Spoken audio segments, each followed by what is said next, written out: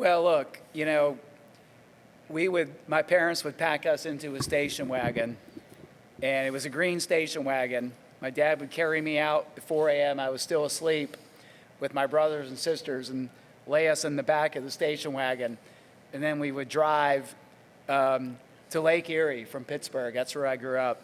And we would get to Lake Erie when the sun was coming out. And when we would wake up, my mom would tell us a story about how my dad's boss was an engineer. And they were flying to Hawaii. And we were driving to Lake Erie for our summer vacation. And when my dad had a good year, would go to New Jersey, from Pittsburgh. So it was impressed upon me from an early age how important it was to study hard and get good grades and go to college. And so, look, I did everything right, or so I thought, and that's what I did. I studied hard, got good grades, and went to college, got a job, became an engineer, and quickly found out that, I wasn't really cut out for corporate America. I didn't come in early. I didn't stay late. I took my lunches and I took my vacation. And then I was told I wasn't management material. So, You're not pushing enough. You were just. Look, and then I went back and got another degree because, look, we all have a blueprint of what it means to be successful. And my parents weren't in business. My dad had a job and he had a steady job. So that was my blueprint. And my dad never finished college. So, to get a good job, what I was taught was you got to get a degree. And then if you want a better job, you got to get a second degree. So I did all that. And I worked for 14 years in corporate America. And I tried climbing the corporate ladder, worked for 5 different companies, and actually got laid off once and I even got fired once. Found myself in my early 30s of being not sure what I was going to do with the rest of my life.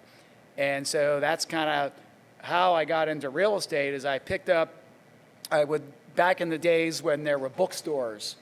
We don't have a lot of bookstores anymore, but back in the day there was a Barnes & Noble or a Borders bookstore on every corner.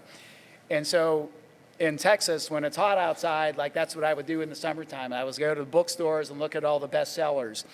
And I saw this book called Rich Dad, Poor Dad, and I picked it up and read the book, and it changed the trajectory of my life, the stuff that Robert Kiyosaki wrote about in his book.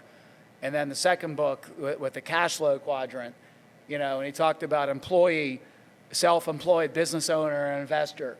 And my whole life, I had taught to be an employee and work hard and save my money and invest in stocks and bonds and 401ks and live below my means and save a nest egg, so that at some point I'd retire and have a nest egg that I could live off of, and pay my fair share of taxes.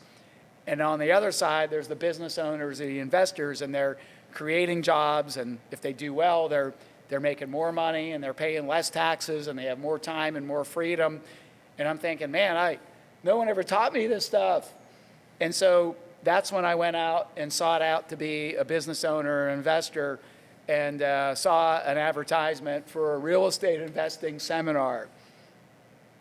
That's how I got into real estate.